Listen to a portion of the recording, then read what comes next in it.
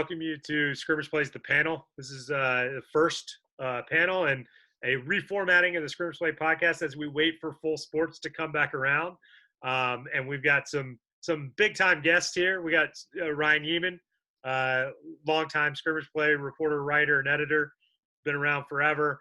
We got Damon Doman, longtime CBS 19 guy, and now he's running with us. Now we're excited. We're springing this on him a little bit, but he's running with us. He's in the pod with us. He's seen a lot. He's been adopted. Yeah, we brought him in. He's rolling with us now. So I brought my own mic.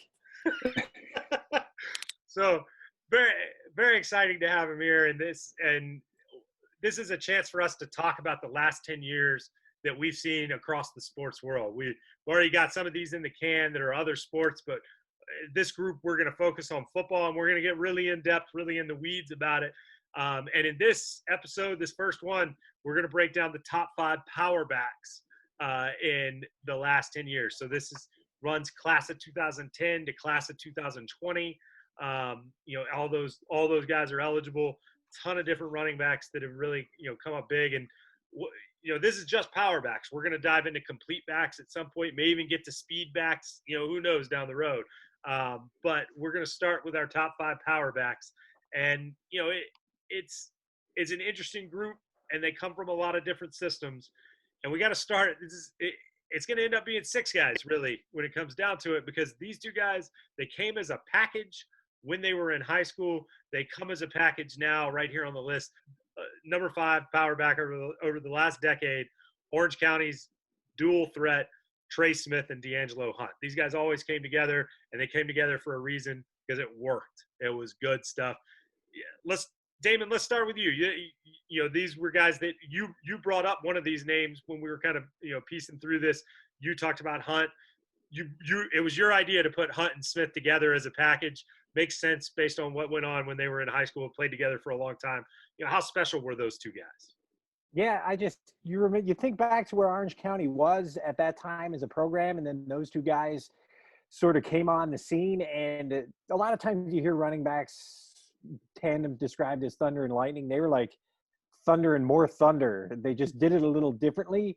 And Orange County was always in the game with those 2. They just ate up clock, round out yards. I remember one night, it was a Monday night rain game, delay and makeup game. I think they were playing Albemarle at Monticello, and they beat Albemarle that night when both programs were kind of on the ascent.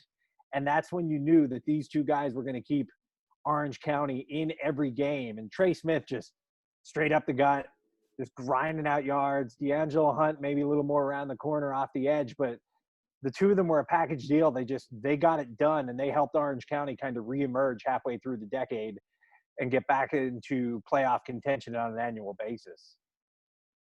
Ryan, you got to see a lot of these guys. Trey's a guy that you brought up immediately when we started talking about this power running back. What was it that made Trey such a relentless sort of hammer when it came to the ground game? I mean, his commitment, the direction that he ran in, was just every game. I mean, he just didn't have to shake you out of your shoes because he knows that he can run you over. These power backs, you're looking for like the desire for contact in a lot of ways. I think that's what separates them from your sort of, all around backs or, truly edge guys. And I think Trey he wanted to go out there and get his face mask into somebody else's and just run you over. He clearly thrived. It's sort of, it's what drove him. But yeah, it's also having these 2 guys was a huge contrast in style for Orange County. They had been struggling, after their sort of transition to Commonwealth District, and then they came back to the GD, and it was tough sledding there for a little bit. But they were a team with the ball around the field, a lot of spread stuff. And then when Hunt and Smith come around, it's, all right, let's get into a little more of a pro set and just grind teams down. And then 2015, that first year, they're sort of featured as dueling threats. The out of district schedule, you're like, okay, we've got something going here. And then put together against Powhatan, I think it was that year, was the sort of coming out party for them as a running back duo. When you look at Trey Smith, 1,500 yards for his career, 761 and 10 TDs as a junior, another big year as a senior. they were also both guys who were big impact on defense too. When you had Hunt sort of attacking from the edge, I believe Trey was a little more in the middle. I mean, they were just all around incredible football players. And Smith, as we know, went on to this ridiculous power hitting career at Glenville State in baseball, just mashing it. So that guy's power, no matter what sport he's playing. And I think that they're just a tremendous addition to the list. I mean, Hunt, like you said, maybe a little more shake than Smith, but when Hunt hit you, you knew. So Trey Smith and D'Angelo Hunt, those guys are number 5 power running back together again, and as they were in high school. And number 4 is going to be an interesting one. He's a guy who I think of as the quintessential Goochland running back, which is going to be a power guy because that's big-time power football and that wing T, and it's David Dyer. Huge career that David Dyer had down there. And David, your main memory of him is pretty specific. Yeah, our Goochland coverage was kind of limited compared to teams closer here to Charlottesville. We'd get down there once in a while, or we'd rely on the Richmond stations, but it always seemed like they'd always include at least 1 or 2 Dyer touchdowns where he was just boom, just plowing guys over from a couple of yards out and getting into the end zone. Every drive seemed to end in the same fashion, and that was with him getting, what did he have, 26 touchdowns, did you say? His senior year? Is that what it was? Yeah, 26 and total you can understand why. He couldn't be stopped at the goal line. He was just massive, just like a bulldozer plowing into the end zone. So it never failed. Every Goochland highlight we ran included some sort of David Dyer getting into the end zone touchdown. Yeah, I thought he was just tremendous. But Ryan has a particular affinity for David Dyer's brand of football and Dyer himself. Yeah, I mean, so when he shows up, Goochland in 2000. State title run there, runners up. 2012, sort of his coming out party is a more featured back. They win a state title, and then a good playoff run in 2013, his senior year when he put up those big numbers. But that playoff run in 2012, that was just otherworldly stuff. I mean, yeah, there's a lot of touchdowns in there, but most of it is these 8-yard runs where he makes contact after the 2nd yard, and it's just somebody draped over his back, and he's just pulling them forward. I mean, he was a Clydesdale. He was one of those guys who was like, I'm not going to get to the end zone faster than you are, but it's not going to matter because I will take you with me. Just an unbelievably physical dude and impossible to bring down. Like he had the center of gravity of like a black hole. It's just, I mean, it was otherworldly stuff for those 3 years. Dyer was an all-state guy. He was a first-team all-region guy in what was a really tough region. They played back then with just a murderer's row of a region, and they were always in it. And they were always in it because they always seemed to have a guy like Dyer, or a combination of guys that could get that piece done. But Dyer really was that quintessential B-back, that guy who could dive through the A-gap, dive through the holes right in between the guards and centers, and it forced middle linebackers to account for what Dyer was doing and get in there and kind of plug the middle, and that opened up things on the edges for a variety of different runners that they had that were awfully quick on the edges. And it seems like Goochland just prints out running backs. I mean, they just copy and paste, and it's a whole new group, and they've always done it. That wing T is just so effective at developing guys and giving you multiple looks. But when you have a guy like Dyer who's going to get 4, whether you want him to or not, right up the middle, it really changes things on the edge, and it made a really special group and a special few years that they had with David Dyer. And that takes us to another guy who was part of one of the most successful stretches in a program's history, and that's our number 3 guy. And it's not often you're going to see on a power back list a quarterback, and we got one right here, Malik Bell from Louisa County. A quarterback maybe nominally, but he really developed as a passer down the road. But we all know that what Malik Bell got done on the ground in tandem with Joe Whalen was a huge reason for Louisa's success. I mean this as a compliment, absolutely. But there were times when Malik Bell ran really hard, but there were also times when watching him from the sideline, it seemed like everybody around him was running at full speed, and he was running at half speed, but he was still kind of outrunning everybody else, and he was the biggest guy in that foot race. It just seemed almost effortless the way he would get away from guys sometimes. He was a power back, but he had a little bit more speed than a lot of the guys on this list, I feel like. And he just was able to get away. And that, to me, was always what impressed me the most about Malik Bell, was how just he's a power back's body, and he could run like a power back, but he could get away from you when he wanted to and when he needed to. And he made it look so effortless at times that it was pretty cool to watch. I think he's just special numbers that the guy put up over the years. 3,691 rushing yards, another 1,600 plus passing. That's like 5,347 yards of total offense. That's 18th all time in Central Virginia. His rushing tally alone is good for 22nd all time. And he accounted for 72 touchdowns in his career. And that's really like a 2-year stretch. I mean, well, the way he split the backfield early on in his career with Joe Whalen, I mean, he's a running back there because they have different options at quarterback. And then it's that, sort of 2016 and 2017 are his big years. Obviously 2017, the big run to the state final and where he's featured as, a true quarterback there, obviously leaning on the run there. But I agree with Damon that the thing that was impressive is where his contact was made. I mean, yeah, he would cut through some linemen and so forth, but he'd usually be like way downfield, and then some poor defensive back thinks that he's gonna, make a leg tackle or something, and Malik's just gonna smash down on his head and put him in the ground. There's so many of his best runs. He had a lot of long runs for touchdowns, where some poor kid thinks that he can slow him down, and he's gonna find out the hard way what those churning legs do. So anytime teams try to stack up against Job, Malik was going to make them pay for that. And he could every single time, whether he's going the other way or whether he's turning and going back behind that same group. They did so many different things with him that he was just an incredibly unique threat. And like you said, when he got to the second level, I mean, it was over for anybody that was back there. Tremendous career for Malik Bell, and definitely deserving of the number 3 spot on this list.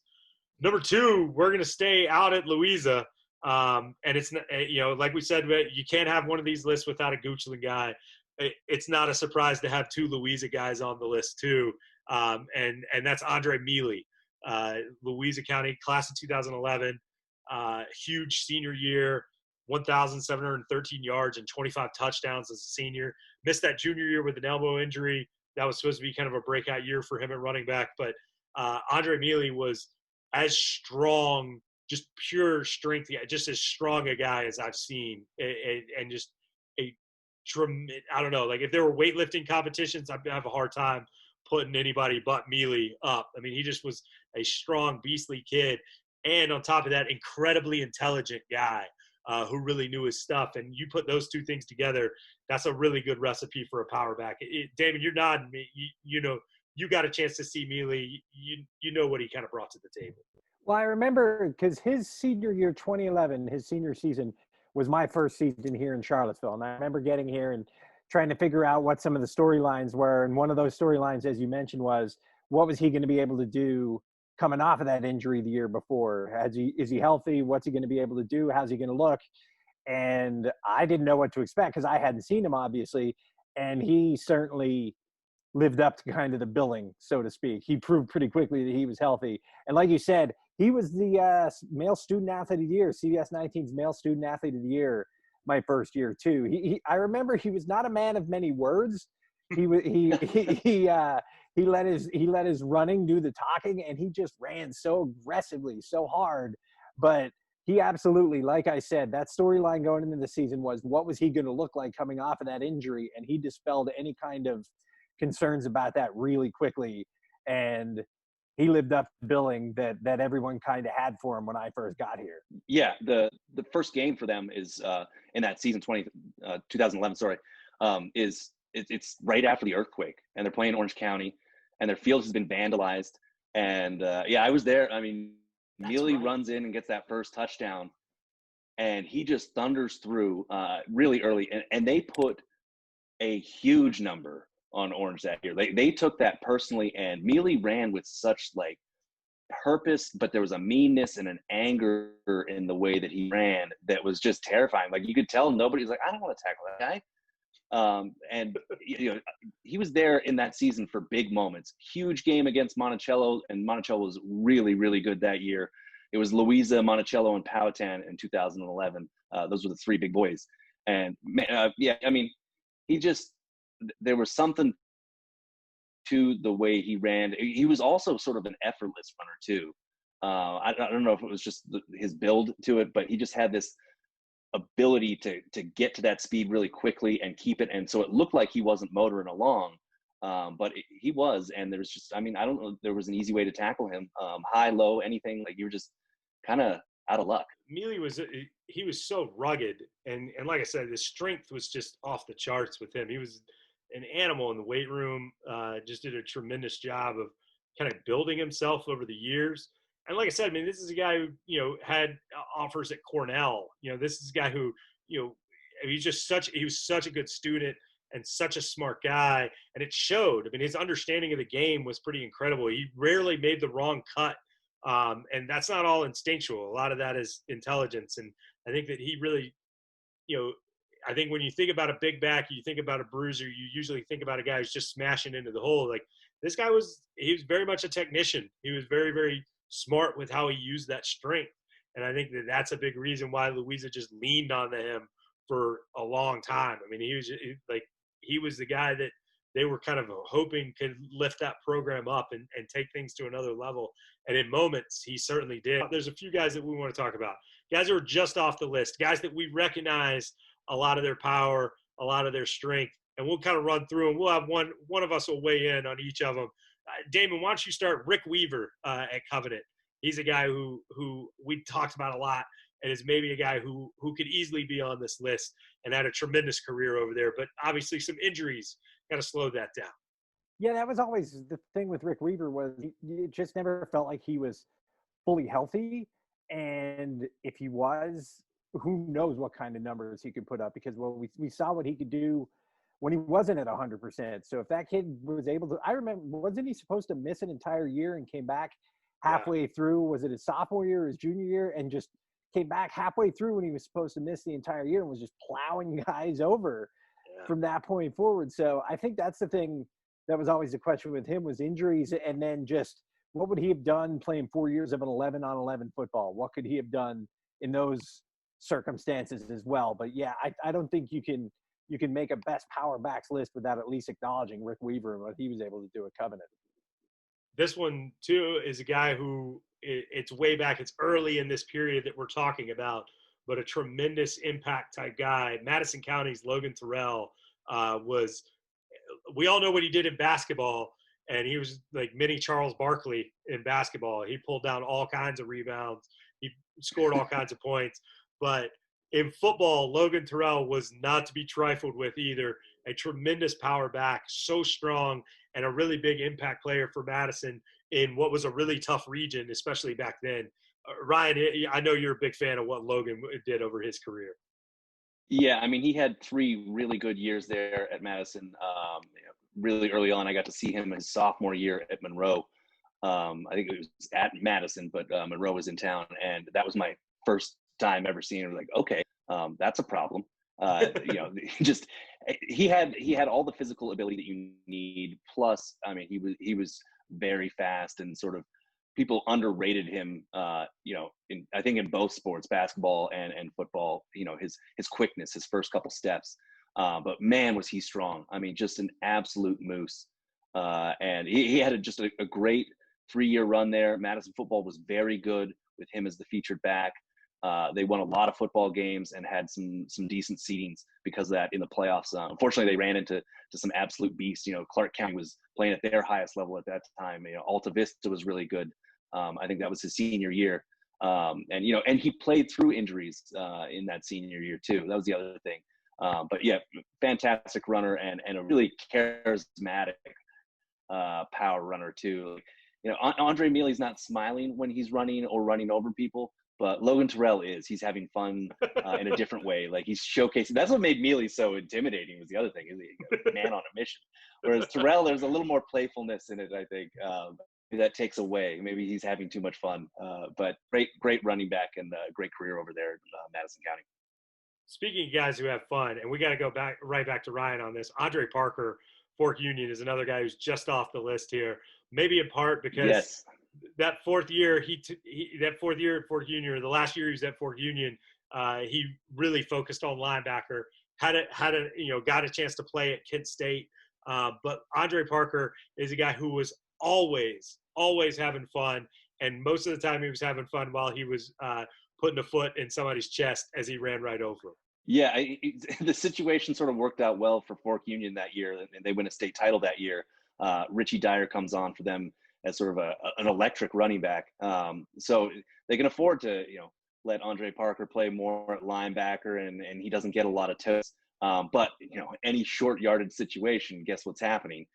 He's coming in there. And yeah, that guy, he was a personality. I mean, I don't know that we've had our photo shoots.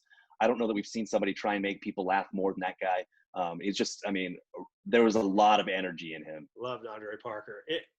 The other guy that is kind of in this group is 1 year, and it was a really, really good year, and that's Monticello's Isaac Robinson. I think he qualifies as a power back. We talked about it before. He had to play fullback the year before. He had actually a pretty nice college career too at Tusculum. I mean, Isaac Robinson, he's a guy who, for that 1 year, he was the guy in the area. It felt like that you had to look at, that was just playing awfully well, had 2,000 yards that year. Damon, Isaac Robinson's the guy who's early in your time here in Charlottesville.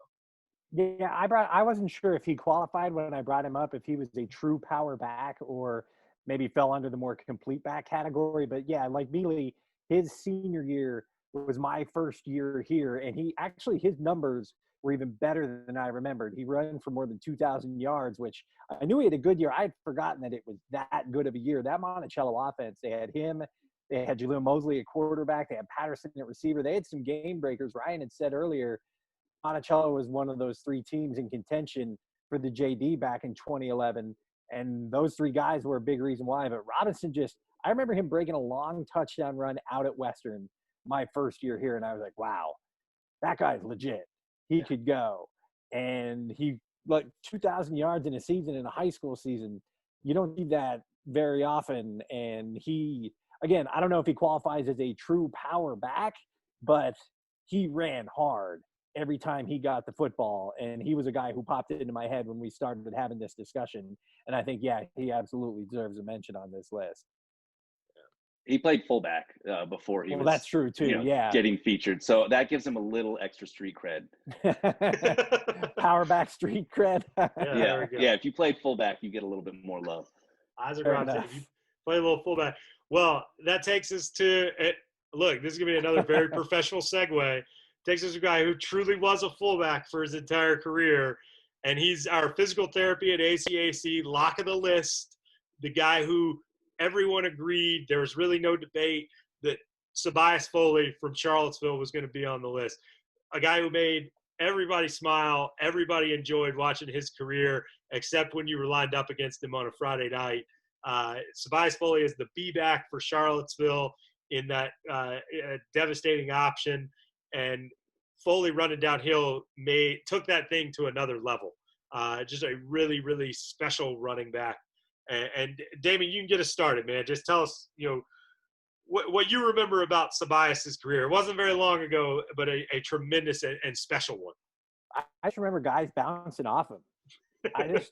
I mean, that's what he'd pick up speed and get downhill, and defenders would just be rolling off of him trying to tackle him. It was like he was wearing some sort of force. It was like a video game. Remember the old video games where the stiff arm and guys would just bounce right off you? That was Sabias. I think about, do you guys remember, I mean, maybe the best compliment you can pay him is he played a huge role in the last time Louisa County lost a JD game, lost a regular season football game. That crazy night at CHS, what was it, 2016 regular season finale? Yeah. It was like 35-35 after one quarter, going back to Malik Bell, guys just going in either direction. But he was just unstoppable that night from what I remember against Louisa, the best team in the district.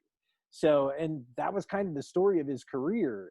And there'd be 11 guys in the box trying to stop him, and half the time he'd still be getting 8, 10, 12 yards. everybody knew it was coming, but you still couldn't stop him. So when the subject power back came up, I think all three of us probably, Sabias was the first one we thought of. I think that's a fair guess, right? Definitely. Yeah, I mean, 3,500 career yards, 57 touchdowns. He did the vast majority of that right in between the guards, not even between the tackles, man. We're talking like in between the guards. Like, he got it right up the gut. He had some good offensive linemen in front of him, but a lot of times Sabias was carrying 2 or 3 guys in the first 2 yards and just making it move.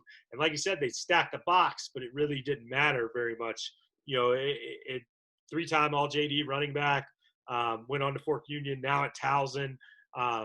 Sabias Foley, man, he just – Ryan, my first impression of him was at a scrimmage, and I was like, all right, man, this guy is ridiculous. Like, this doesn't even seem fair.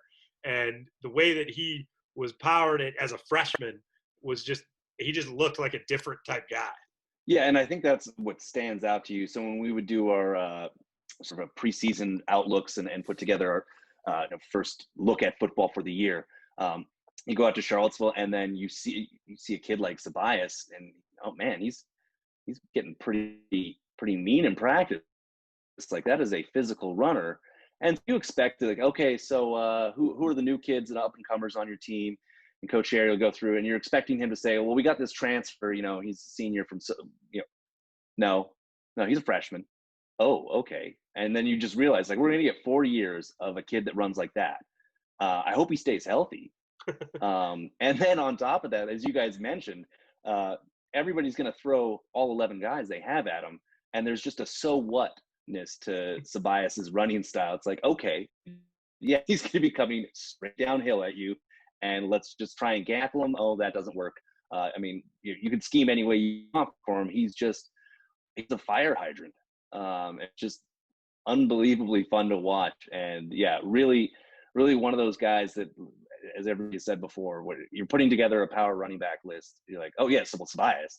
Like, that one immediately jumps out to you. And I think he defines the list really well. I mean, he just got that je ne sais quoi, which is usually the sound that a runner makes when they're going through somebody, but he's got that for a power running back. It was a scrimmage. I first saw him, and he comes around the left, and he goes horizontal into the end zone. After he's like trucked 2 dudes, he goes diving into the end zone and like sticks the ball out. And you're like, I mean, like, guys that big just aren't supposed to move like Sabias did. And once it got churning and he got downfield, there was just nowhere to miss. And he could do the big hitter. We talked about Malik Bell having a lot of those long runs. Sabias had a lot of those long runs too. It wasn't all just 5 yards in a cloud of dust. It was a lot of big runs where he would break, and he had some shiftiness and some moves, and just a really, really special guy. As close as I think we've gotten to a Jerome Bettis type guy in this area over the last 10 years. That's always who he reminded me of. He's just he was wide and big and strong, and he just kept rolling. And yeah, to me, he's the best one, and it really wasn't much of a debate. These other guys are awfully good. Like Ryan said, and he did it for 4 years too. Yeah. Like, from his freshman year, he was the same guy and got better every year and got stronger, which is kind of scary because, like Ryan said, when he was a freshman, you thought he was a sophomore, junior, senior, and he just kept getting better. Yeah. Tremendous run for Sabias Foley. And an easy one. And so that wraps up our first panel. That's 5 power backs. And some extras. Look, we're making the rules, so we're going to put in who we want to put in. We'll expand the list as we need, but top 5 power running backs over the last 10 years. That's the panel. And I really appreciate you guys coming along with us, and I appreciate you guys' time helping us work this out. So we'll be back with another installment coming up soon, and we'll keep running through these until we get sports back full time in the high school level. We need it. We're ready for it. Let's get it moving.